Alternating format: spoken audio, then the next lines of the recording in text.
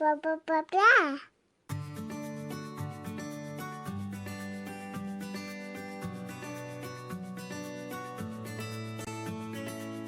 Welcome to the Our Forever Smiles podcast, a podcast created to support mothers of children who were born with clefts and those who love them. I'm your host, Laura Arroyo, and I'm also a mother of a daughter who was born with a surprise cleft palate. I know the challenges you face every day, whether you have just learned the difficult news of your baby's cleft lip or palate, you're in the midst of pre-op or post-op, or you're an OG cleft mom. This podcast is for you. In a weekly conversation, we will talk about everything from feeding and speech therapy to surgery and school. We'll share tips from guest experts and advocates and even share a little joy in the process. You can listen to Our Forever Smiles wherever you listen to podcasts. Don't forget to subscribe and stay tuned.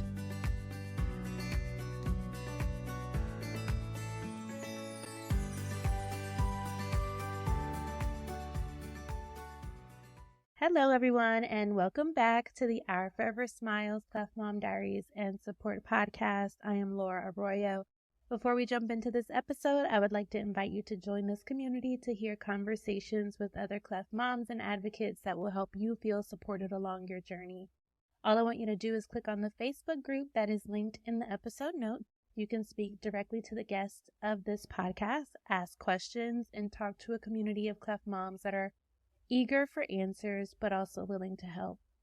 As a note, we are not medical doctors, and we do not intend for you to use the information that we share here as medical advice. We are just parents and advocates who love our children, and we are sharing our own personal experiences. I have had the pleasure of going to CleftCon this month, and we're in July now. I'm not sure when we will actually release this episode, but I had the pleasure of meeting so many wonderful people. Ashley lives in Texas, and she's a primary education aide and a former stay-at-home mom of 4.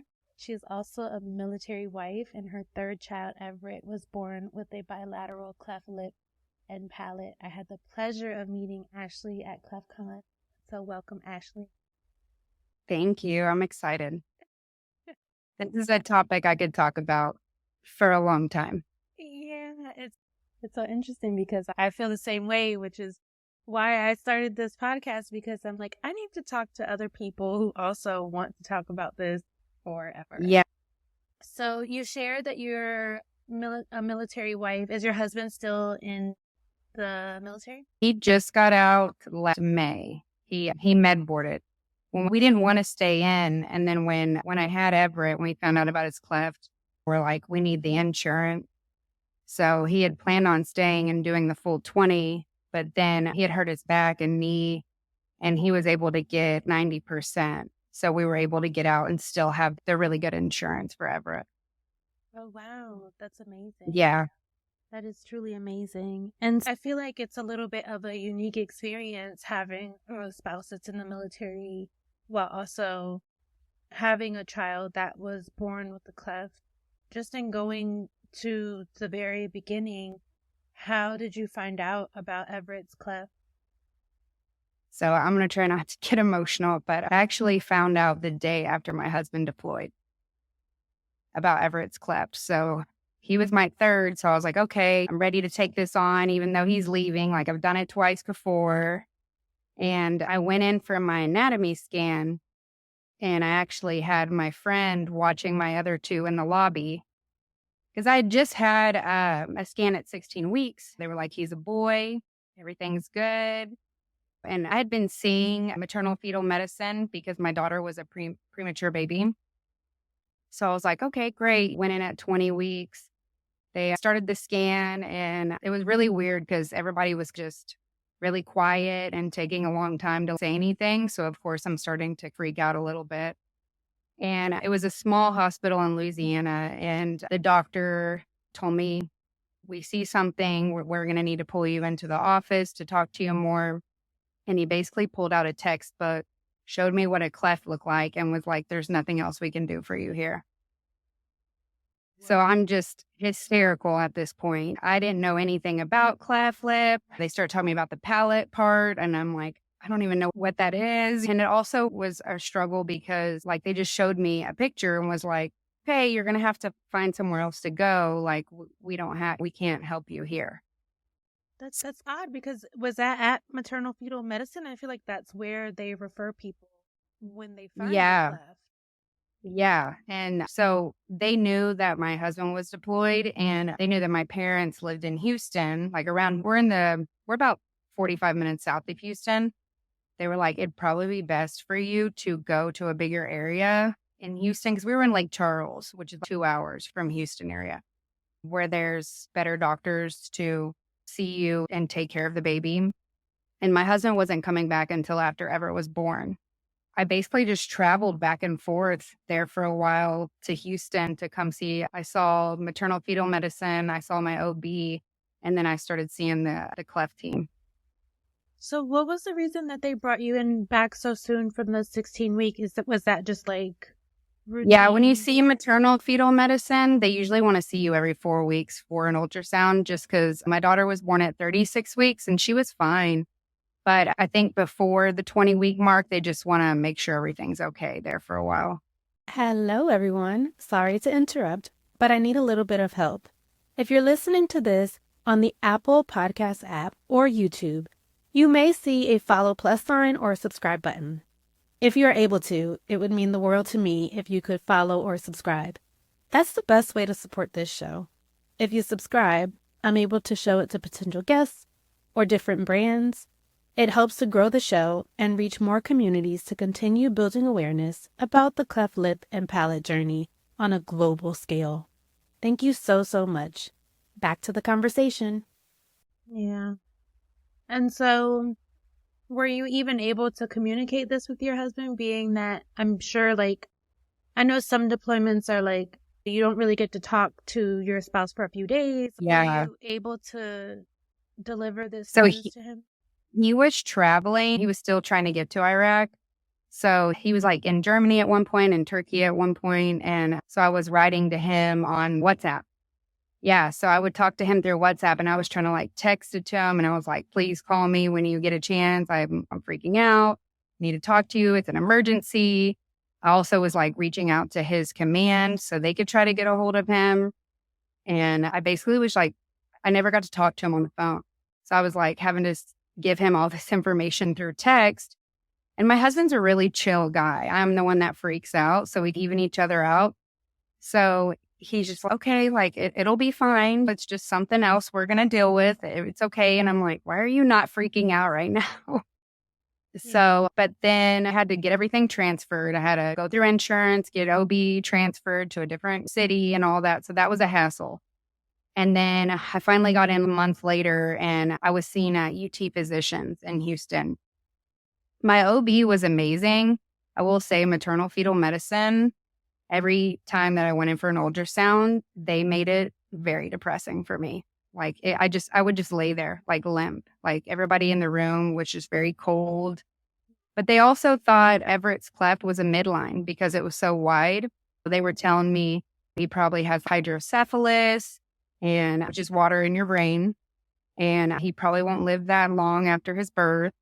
Me and Gina actually shared that we both did the fetal MRI. I did mine at, I think I was 30 or 32 weeks. And then they finally were like, everything's fine. He just had the bilateral cleft and the bilateral palate.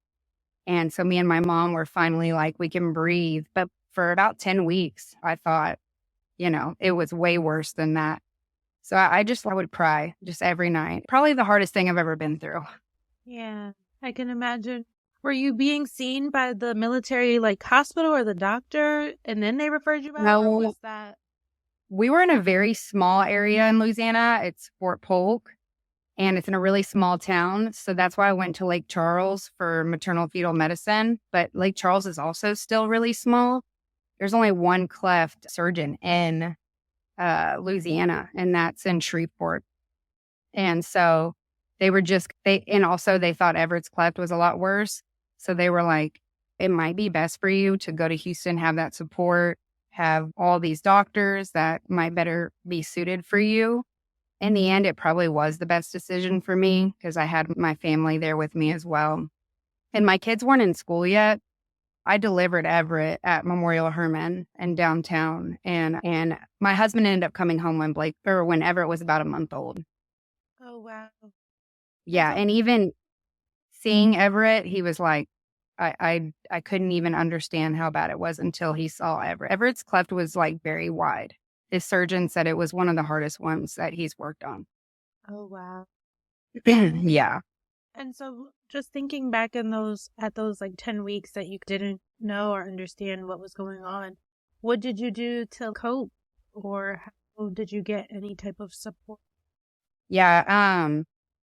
I got on that Cleft Mom page. I don't remember how I even found out about it, but I joined the Cleft Mom page, and I would have not gotten through it without that Cleft Mom page.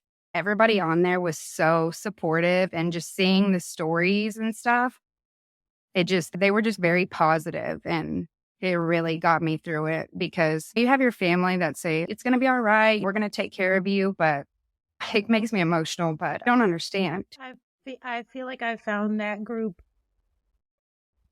I feel like I found that group really late. And then when I did find it, okay, so Giselle, I didn't know that Giselle was going to be born with a cleft, so I was late to everything. But when I did find it, I remember feeling before then, I just felt so alone. This was like something that was happening to just me. And then you go and you read like, all these posts of like, of course, everyone has like a unique situation and different story, but you find community in that, and you find like, oh yeah, this person is having trouble with this, like the same thing, or all of the things that the specialists are talking about are like making sense. Like, oh, ear tubes, like it's not just me that have to do the ear tubes. Yeah. And lip for some people and palate for others. And so it puts like the puzzle pieces together.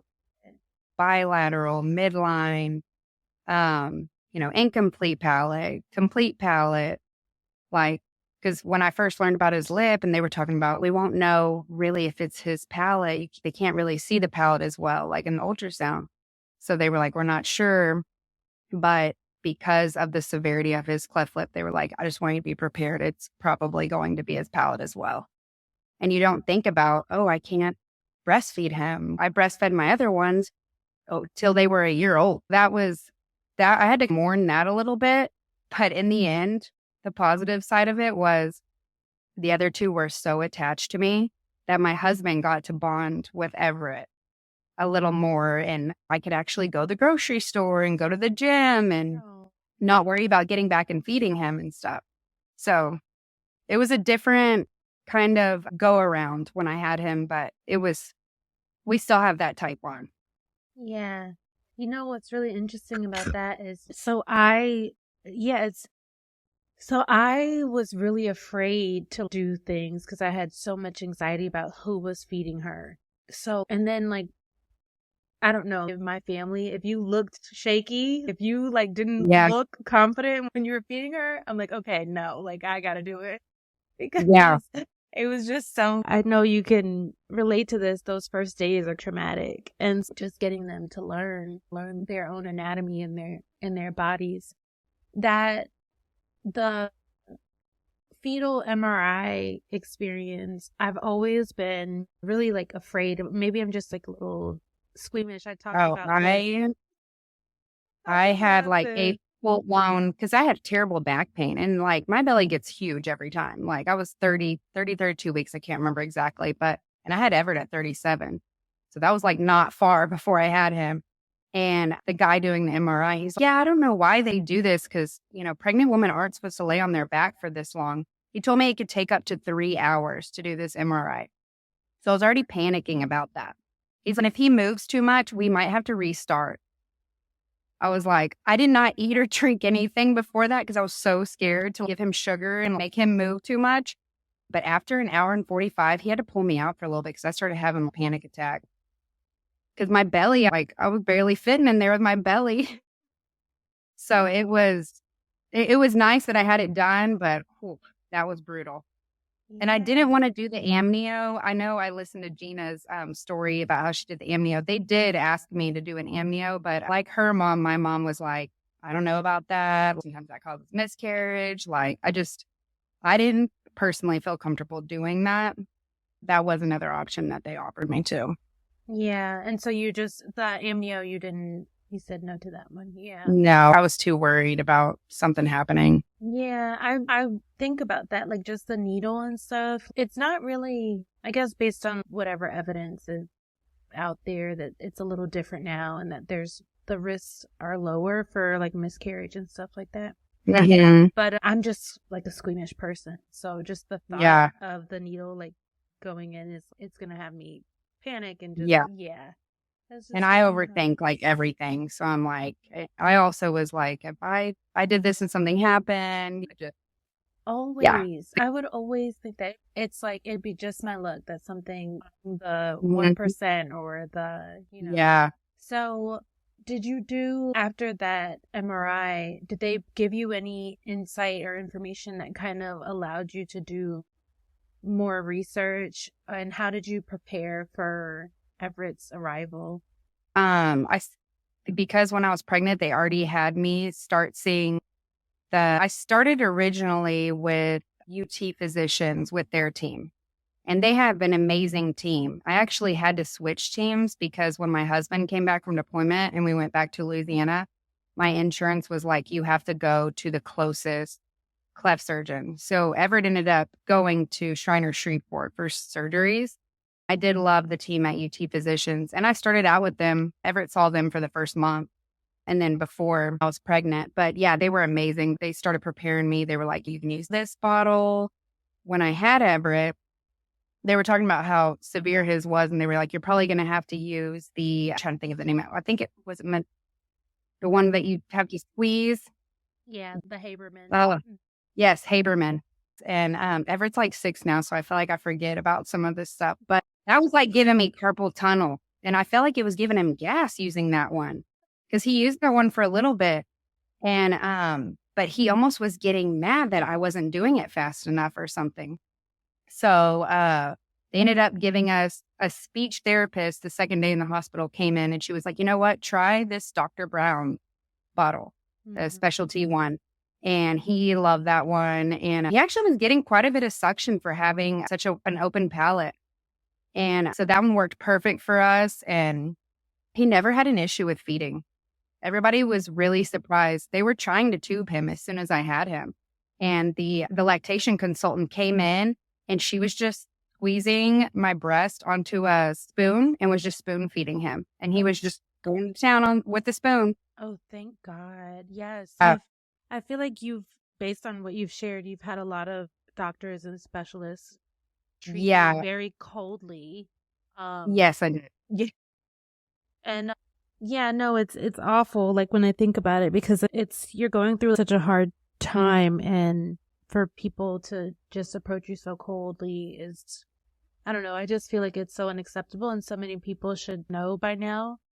But then there are people that are like God sent that will help support you in any way. And that kind of, I remember one nurse in particular with Giselle was like, we got to get this baby to eat. And now I'm grateful for her because she was like willing to spend the time with her to do it, even though she had other patients and other moms that she needed to see. But she knew the value of having Giselle eat, which I'm a first time mom. And so I knew she needed to eat, but I didn't know how the gravity of that. And they were also going to tube her as well if she went another day without eating to her goal, which was like 50 milliliters or something like that. And because of how were you able to avoid like the tubing? Did you just like protest, or were you saying, or because she was able to spoon feed, they avoided that?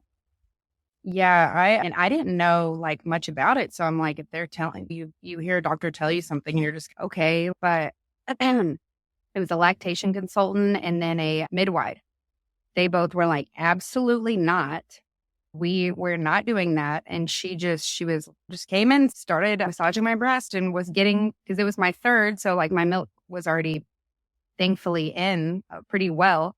Yeah, she started doing that and just spoon feeding him. And then they had the speech therapist and bringing in the bottles and stuff like that. Yeah, I'm thankful for her doing that because I would have just went along with what the doctors were telling me. I didn't know any better. Yeah, I was so like no tube. That was one of the things that gave me so much anxiety. Like just the thought of her being on a feeding tube was just really, I don't know. And there are lots of moms that have to choose that as their feeding option. And so I really empathize with moms out there that have to make that decision. And so, yeah. But what about when you first saw Everett? What was the day like when you had to deliver? Did you plan a C-section or did your water break? What was the story behind that? So I went into my 37-week appointment, and I always would go to maternal fetal medicine, and then my OB was like right next door. So they were like two separate OBs. And I was at maternal fetal medicine. They were doing his ultrasound, and I noticed he hadn't gained any weight since the ultrasound I had 2 weeks before that. And I was like, at this point, I already had 2 other kids. So I was like, he should be gaining like a little bit at least, in a week at this stage. And so then when I went over and saw my OB and he looked at the stuff on the ultrasound, he was like, hey, you're already dilated to a 3. He was like, he actually didn't even tell me. He was checking me. And after he checked me, he was like, you're already dilated to a 3. So I just swept you. So you're probably going to go into labor like tomorrow. Oh my God. So I was like, okay. And he was measuring 5'10", and my other babies were 7'5" and 6'15", and newborn clothes still swallowed them. So I came home, I ran out to Walmart, bought a bunch of like preemie outfits. Then the next morning about 6 or 7 a.m., I started having contractions pretty bad. And me and my mom went to the hospital. My mom was with me through everything. She went to every appointment. We're super close. She actually lives like 5 minutes from me. Oh, I love So we're that. really close. But so she was there with me, and then my stepdad was in the waiting room. And yeah, they came in. They were like, you're dilated to a 5. We're going to go ahead and keep you. And he was born probably 3 hours later. Like I pushed one time. What? He came out. And because I did what was cool about going to maternal fetal medicine is you got the 4D ultrasound. It was almost like getting like a free 4D ultrasound every time. They got a really good picture of his face. So I knew exactly what he was going to look like. I think I sent that one to you. Like I knew exactly what his face was going to look like. So when he came out, I was just, it wasn't like a sadness or anything. I was just happy to see him. I was just hoping he was going to be doing okay. But my husband was actually on FaceTime, so it was pretty cool. So he got to see everything. Yeah. Oh, that's wonderful. I was going to ask about that. Like, how did you share that news with your husband that he was there? But yeah, that's so great that he was able to see him and be there with you despite being like so many miles away. I think that's really special. You mentioned Everett's siblings. So how old were they when Everett was born? My daughter was 22 months, I think. Yeah. And then my son he was like probably 4 or 5 months from turning 4 because they're all like 2 years apart. Oh, wow. So yeah, they were little. All my kids are 2 years apart. Oh, wow. And I didn't really talk to him much about it. Like, we always just said Everett was born with a bobo on his nose. That's what they say, And kids are just, they didn't even notice it or say anything about it. It's so weird because I expected them to, but they didn't. They just took to him right away. Like they wanted to help feed him, wanted to hold him. They just were excited to have a brother. Yeah, I think that young, they don't really notice. Like I, of course, like on my feed and like just like things that I look at most of the day are Cleft related. And my daughter just looks at pictures. She's going to be 2 next month. And she'll look at pictures and she won't comment at all. So I don't really think that she notices or that. They don't. It's such a nice, like innocent, like working at the school, you kind of like see, like the different like stages that they go through. Cause I told people at CleftCon with like kids that are younger, when I was pregnant with Everett, when I first had Everett, you worry about what if somebody's like looking at him or talking about him? Or that was like one of my biggest fears. It's just like people saying stuff about him because I'm such a mama bear. I'm a protector. Me and my husband, like, we forget that he even has it. Like if someone was looking at Everett, if we were at Walmart or something, I wouldn't be thinking they were looking at him because of his cleft. Like we just forget about it. And then when a comment's made, which is really rare, you're like, oh, it's almost like a gut punch because you remember, you're like, oh, people actually notice. Yeah. Like that's the good thing is the older they get, the less you're gonna think about it as much. Cause I know in the beginning, all the surgeries and all the appointments are more frequent. So you think about it a lot more, but it starts to fade. And I also don't want to make that like his whole life too. There's so much more to him than just that small piece. Yeah, for sure. You don't want to make it like just his single identity is he's the. Yeah, because he doesn't even, I'm waiting for the day that he starts to point it out because I see him looking in the mirror. Like today, he even said, he was like touching the little, because his palate's closed. Like he still will mess with it and stuff, touching it. And he was telling his brother, he's like, there was a hole in my mouth or like water will come out of his nose. And he just thinks it's funny. And so I'm like, what is the age that we start talking to him about it? He did ask me where we were going when we were going to CleftCon. And I told him, I said, you remember when you were born? Because he's seen his baby pictures. You remember when you were born and you had that little bobo on your nose? And I said, we're going to go talk to other people that had that too. And he said, there's other people like me? And no. And it just, No, but that he will make me doesn't bring it cry. up. Oh, yeah. I was like, oh my gosh. He doesn't bring it up. And he's going into first grade this year. So it wasn't really brought up. I had a couple of kindergartners ask me last year why Everett's nose was pushed down like that. But at that age, they're just curious. And so I just told him, I was like, Everett was born with something called a cleft lip. And I was like, and he's had 9 surgeries. And they were just like, wow, he's tough. So it was cute. Like they're just curious at that age. Oh my goodness. Oh, that is like really sweet. I know. I like that I work there because I can keep an eye on things. Oh yeah. Yeah, I feel that. But luckily he's got big brother and big sister. And we want Everett to stand on his own 2 feet and be strong too. But like big brother and sister are watching out for him too. Yeah. I can't remember. I think we talked about this a little bit at ClefCon, but are you done with, are you planning any more? Or are you good with your 3? So I have a younger one too. I have a 4-year-old. We didn't want any after Everett. We always wanted 3. And then just after everything, like with Everett, like the pregnancy was just difficult. I knew for sure I was done. My husband was trying to get a vasectomy and they deployed him to the border. They were like, you're going to the border in 2 weeks. You don't have enough time to recover from a vasectomy. And I was on birth control, so I wasn't worried about it. And then a week after he left, my friend thought she was pregnant. I was like, oh, I'll take a test with you. Immediately was pregnant. He thought I was joking when I told him. He was like, he's like, no, that's hers. And I was like, no, that is mine. Now that is hilarious. So he was gone. He came home 3 hours before she was born. And that was because of COVID. She was born March 2020. He got to come home 2 days early because of COVID. So he came home, we ate lunch, and then I started going into labor. Oh, wow. So were you like a nervous wreck now going into like her ultrasounds and that type of thing? Yeah, I had saw a lot on the Cleft Mom page about did you take enough folic acid? And then they start saying, no, it's not folic acid, it's folate.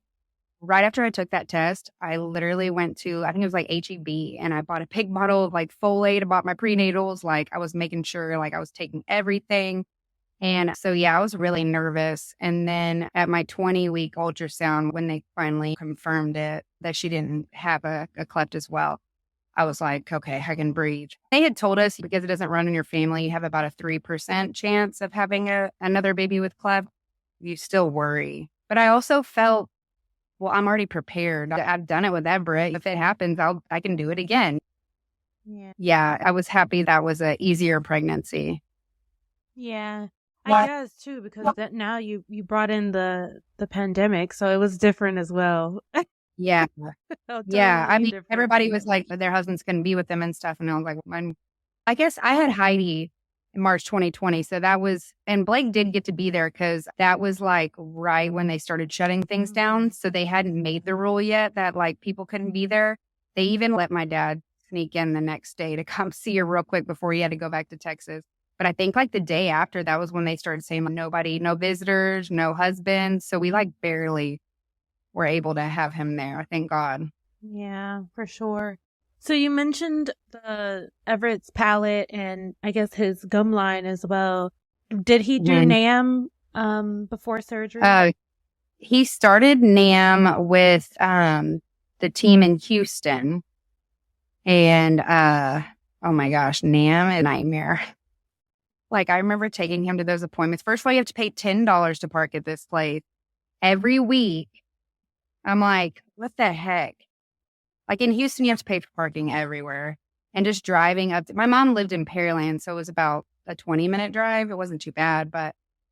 And then he would just scream and cry. It was so sad every time he got it. And then all the tape, he had so much tape everywhere on his face. And you had to change that really frequently. And they'd get the little mouth sores that we'd have to rub the Orajel on. But then he got attached to his. He almost was using it as a pacifier. Yeah, and I've heard it didn't help him eat because he was munching. He was like munching on the nipple, the bottle nipple with his NAM. So when we went to Shriners in Shreveport, they were like, we don't have the like support system to use NAM. So we need you to stop using it because they have to change the NAM every week because their mouth starts shifting. Well, Everett was so attached to his NAM, we like had to keep using it a little bit like for him to eat and for his pacifier. He was so attached to it. I still have it to this day. My husband like laughs at me. You still have that nasty thing? I was like, it's cool because I can show him what his palate looked like when he gets older. Yeah, that's true. I feel like I would keep it too if I had Yeah, to use I have his it. little no-nos from surgery and like all kinds of stuff that I can. Stuff and you being home by yourself with now 3 kids.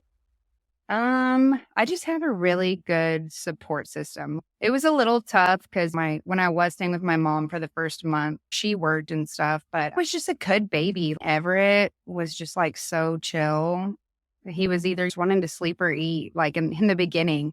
And like they say, that's what their anatomy, that's what they're used to. So they're like unbothered by it. And then when my husband got home from deployment, he had a little bit of time off. So he was able to be with me quite a while, but you just adjust. 1 to 2 was actually the hardest for me.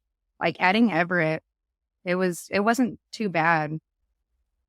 Yeah, I've heard that adding the second child is hard, but once you have 3 and 4, Yeah.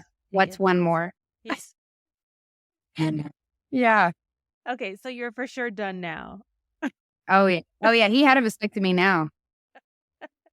He got that done. As soon as COVID, they would let him, he got that done. How old was Everett when he got his first surgery? He was 3 months. And this is a story. Everett had his cleft lip surgery at Shriners in Shreveport. His surgeon was phenomenal. We still talk to this day. Like she'll comment on my Facebook. I love y'all because he sees a different team now that we live back in Houston. He sees Shriners in Galveston now.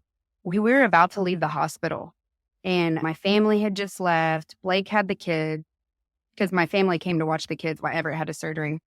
And there was a nurse sitting with me and Blake had just took the kids to a little play area in the hospital and they're about to discharge us. And I was like, he's still in a lot of pain. Is it time for his next pain medicine?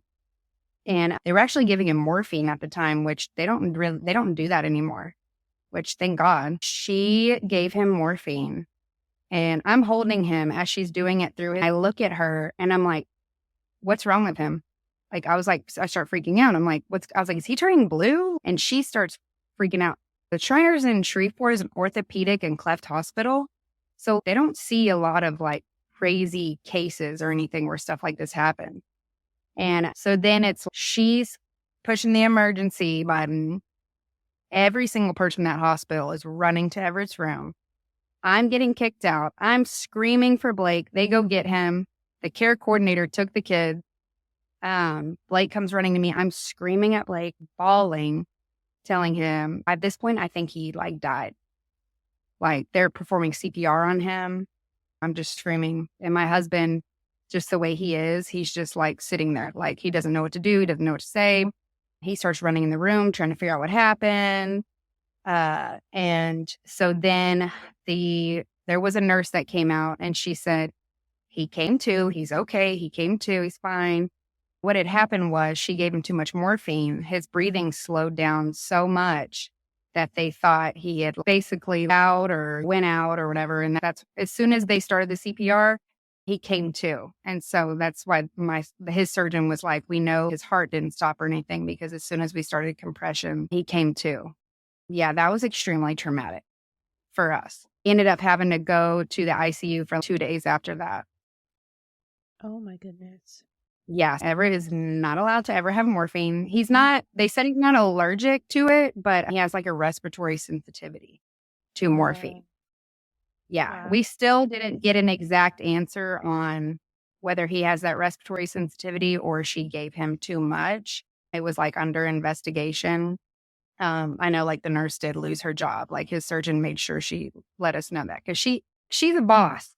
That his surgeon, she came in there like losing her mind because this is her patient and she Right. works at 3 different hospitals. So she was in another hospital. They were calling her from that hospital, come check on Everett. And he was the first person to code there in 20 years. Wow. Yeah.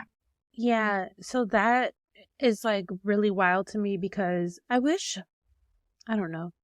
So a few things that come to mind, like when Giselle was after Giselle's palate repair, of course, it's like a really tough surgery, right? Like they're in a lot of pain after that. And I really wanted to manage her pain well. And I was asking, she was uncomfortable. She was like crying and crying and crying. And also Giselle's not really a crier. Like she's also a really chill baby. I knew that she was in pain. And so the nurses, they were saying like, hey, we can give her something stronger. And I'm like, what do you think I should, because I think they had like oxy and then they also had morphine. And I'm like, which one? I don't know. Like, you're the nurse. Yeah. And they're like, I'm like, should we do morphine? And they're like, and I'm like, should we do oxy? And they're like, I'm not getting like a clear. Yeah. And then so I asked my surgeon when she came to see her to see how she's doing. And I said, how do you feel about the pain medicines that they have? I know she's still so small. Is this something that I should give her? And she tells me, she's like, yeah, you should give her something, like, because she's been through a major surgery. You should give her something at least today to calm her down just a little bit and help her relax and get some sleep in. And my fiance was totally against it. And we really, that night we were going to separate because it was like that bad. I was like, the surgeon told me that I should give her something. She's crying and fussing. And he said, no, I don't want to give her anything. Like those meds are way too strong. Yeah. And so it was this like inner battle that I had to have. And like, I was so like, girl, I was ready to leave him because I was like, there's no way. Because we were like making a scene. Their pain away. And they had given it to him like right after surgery. And like he had it a couple of times and was fine. And it would help him sleep. They're in so much pain. And so I was like, oh, he's been fine having it. And also once we leave, like he's going to have to just go to Tylenol and Motrin. Yeah. But I do know like his surgeries after that, even at different hospitals, they're really trying to pull back on pain medicine like that. His surgery after that, they only did Tylenol with codeine through an IV. And then now, so they never got his palate fully repaired. They told us they could not repair it. It was too wide. We came to Shriners in Galveston. Everett met his Cleft team like in June of last year. And his surgeon, I love him. He's amazing here. But he literally was like, I could repair his palate next week. He's like, do you want to do that? And I was like, what? I literally just met y'all. I'm thinking he's not having another surgery till bone graft. And I was like, okay, let me call my husband. And they just did Tylenol and Motrin. And Everett was actually fine with that, but he's built up a really high pain tolerance. Like that kid, he's got a high pain tolerance. When he has an ear infection, you don't even know. Yeah. They gave her that morphine that night because I was like, yeah, okay. Like I just wish that there was like a clear answer. And like I wish that like instead of being like these are the options, that someone would just tell you like the gravity of these options. This, Morphine's like, really this is what strong. she needed. Yeah, or Hmm. like she should probably take this lower level based on what we're looking at. Like I just felt like, to my fiance's credit, like yeah, morphine was too strong, but maybe she would have done okay with like maybe like what you said, like Motrin with a little bit of codeine just to get her through the Yeah. night instead of Yeah. But you like, and like to me, they didn't even give me that option. Like they were like, like they gave it to him through his IV, like before he even woke up for surgery. That's why that way he didn't wake up in pain. mm, And so that's yeah. the thing too, is like you expect these medical professionals really know what they're doing and to give you that direct answer, because I'm like, I don't know anything about this. Show me this stuff. Yeah, like I'm following your lead. Yeah, and you want to be confident in them as well. They have the most precious thing in your life. Yeah. And so you mentioned about the palate repairs. So he's had 2 palate repairs already. He's had 3. He's He had had soft palate, hard palate, and then they were like, with his hard palate, we're not gonna be able to close it without bone graft because it's too wide. So they were planning on like closing that during bone graft. But then his surgeon they took the inside of his cheek and were able to close it. Oh, wow. Hmm. Okay. Is that the one where there's a little space in between the soft palate and the hard palate that they leave like a little space? Yeah, it's like flap or something like that. It's called. Yeah. Yeah. I think the P flap is the one in the back though. No? They did like, it was like both that they did. I don't remember exactly because I'd been mentioning like doing like P flap. They might have done it at the same time or something. Yeah. I can't remember. Yeah. No, I don't know either. I'm just, But he did have like had, when you bite your cheek and you have like white and like stuff like that. His little cheek was like pretty raw there for a while, oh, wow. from taking quite a big chunk out to cover the palate. Yeah. When is he going to have his bone graft? They said from ages 7 to 9. It's really kind of, we go like every 6 months. We just went last week, and just watching him grow, how his teeth are coming in, because his surgeon did say like the orthodontist will come in during the bone graft surgery as well. Because I don't think a lot of people realize too, the orthodontal side of cleft palate as well. That was a learning experience for me too. You don't think about all the other things like speech, orthodontal, like all that stuff that comes along with it. People are like, oh, so he's done with surgeries? I'm like, no, he's still got a long ways to go. Yeah. That's tough too. I think, yeah, for Giselle, when her last appointment, they actually had a therapist in her rounds of doctors that were going to come see her. And of course, she's only 2, so we didn't really need to see one. But I thought that was incredible that they had someone that could come and Yeah. talk to people. Yeah.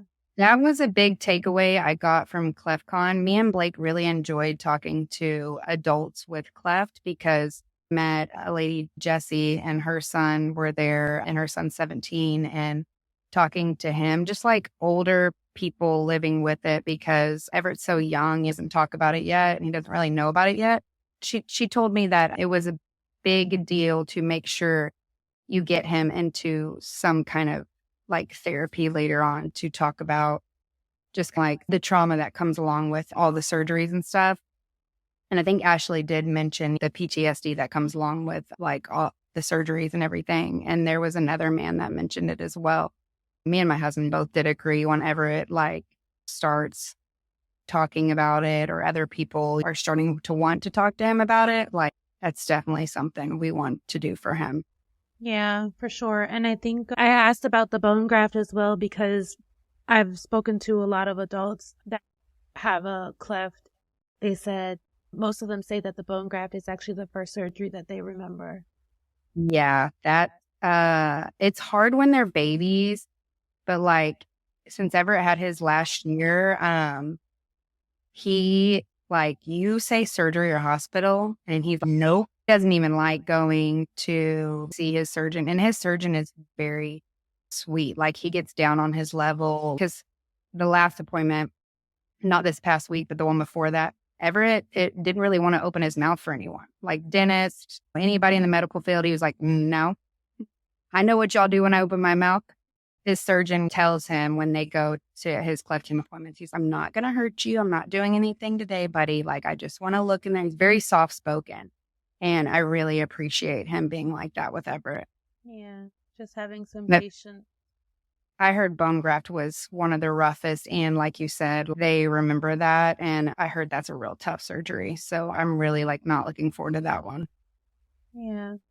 You have tons of other Cleft moms that are here to support you through that as well. Oh yeah. Yeah. It was so amazing being at CleftCon and just seeing like, a man that spoke, Matt, that spoke in the session with Gina. I thought it was really cool too. He saw I was in the bathroom, my husband was in the hall, and my husband said he came up to him and he's like, "Hey, Dad." And I thought like my husband I feel like Cleft moms are so like talked about and like you get that support, but there really isn't a lot for Dad. And I thought that was really cool that they had Matt there talking like even as a single dad, how rough that is. And I got him and my husband connected because I was like, my husband doesn't talk about his feelings a lot. Like, and he doesn't really like to talk to me about it. So I'm like, I kind of wonder what he's going through or thinks about things. And that's cool that he could connect with another dad and get there. And him and Mac think alike when Matt was talking, oh, no big deal. The boy just beat each other up. And that's how my husband is. He's, he'll be fine. I haven't been successful, but I did have Scott Crampton on. His episode hasn't been released yet, but yeah, he's the only male, I believe, that I would have had on the podcast, but he's a cleft affected individual. So I would love to Did you ask Matt if he would do it? I did. I asked him informally, through just one of my posts, but I can send him a message to see. He strikes me as someone that's really private. So I don't know. I can reach out again. I don't really like to reach out several times because I think sometimes it can be really hard for people to share their story. And I think that I want to be like mindful of that, not say, hey, come on my podcast if I ask you. Yeah. And we were excited too because our sons are actually like the same age. Like they're both going into first grade and stuff too. And he said, his son never met anyone with cleft and my son hadn't either. But I don't know how you like feel about this, but it's funny because we tell people how excited we get when we see someone like me and my husband will notice somebody with cleft, but other people will not notice.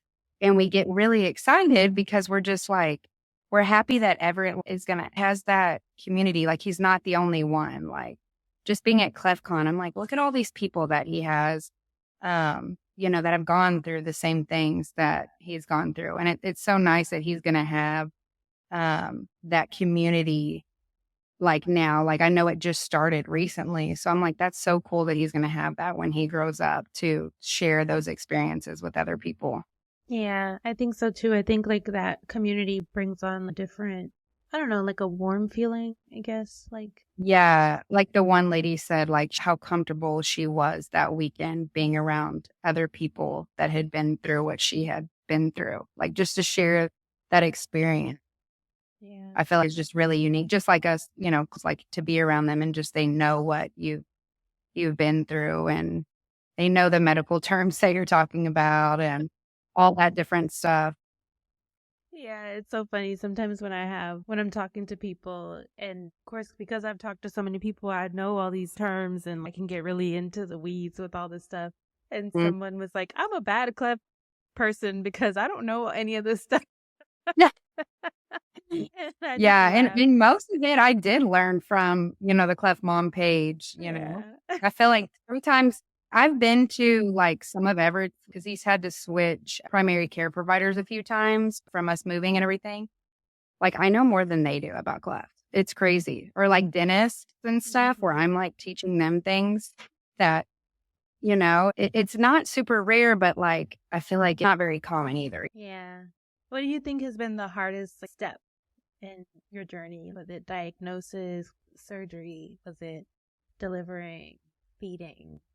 I think probably diagnosis because I just looked at it like I was so like hard on myself too. Like I was just like, what did I do wrong? Like you just expect an experience and you're just, I'm expected to make a baby. And what did I do wrong? Was I breathing the wrong kind of air? Was I around someone that was smoking? Or you think about all those different things and you just blame yourself for so long. And I had so many people tell me to stop worrying and everything's going to be fine. And I kept pushing that out.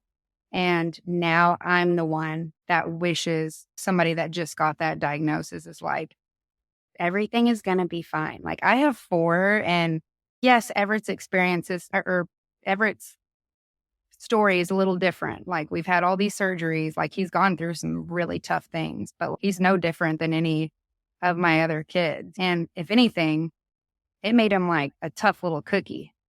Like everybody that comes around Everett is like, that boy, like he can take on the world. Like he's so tough and he's so brave too. Yeah, I get chills just thinking about that. I remember we had Steph Heinz on the podcast as well, and she said it's her superpower, and that Mhm. it's a way that you should view it as a superpower because it makes you so different and you have such a different lived experience that it just makes you feel like you can take on anything. Yeah. I felt that way about even like, I was such a dependent person when me and my husband got married. We got married when we were 20. And we had been best friends before, but like we got married, moved from Texas to Washington State. And I was so dependent, like I would not go anywhere without him. Like after finding about Everett's diagnosis and then having him by myself, I was like, I can take on the world after this. Like I have been through some stuff by myself. Like he's made me like tougher, like a better person, like a more humble person. Like he's bettered me. Wow. And so now you may have just shared this, but what is the biggest lesson that you've learned in your journey? It's definitely that. I know it's the toughest thing not to do, but really just try to enjoy the journey and everything is going to be fine. Like you just, all you can do is just research, prepare, join the Cleft Mom page, talk to other Cleft moms, but everything is going to be fine in the end. And one day you're going to look back and say, man, I wish I wouldn't have cried so much and worried so much and just enjoyed my pregnancy with him. And yeah, that's definitely the thing that I would tell people. Yeah. Thank you so much, Ashley, for coming on the show today. Thank you for having me. I had a good time talking to you. And thank you all for listening to the Our Forever Smiles Cleft Mom Diaries and Support podcast. Be sure to subscribe and submit a review wherever you listen to podcasts. I hope that you've enjoyed this audio experience. Maybe you cried a little, laughed a little, but more importantly, I hope that you feel a little piece of reassurance and even joy in your journey. Talk to you next week.